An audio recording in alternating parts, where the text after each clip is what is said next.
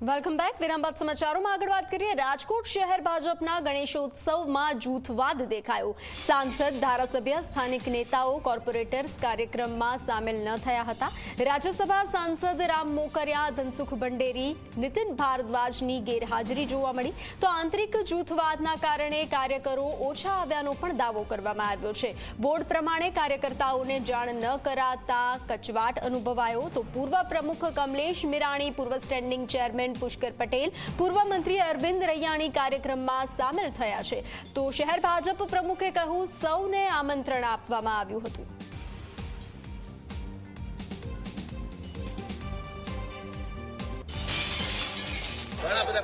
કોર્પોરેટરોને ગઈકાલે મેં સૂચના આપેલી છે. આજે કેમ નથી આવી શક્યા એમના કારણની વ્યક્તિગત હું ફોન કરી અને જે નથી આવ્યા એમની હું તપાસ કરવાનો છું. અરવિંદભાઈ પણ અમારા આગેવાન જ છે અને કાર્યક્રમમાં આજે આવ્યા છે એનો હું રાજીપો વ્યક્ત કરું છું.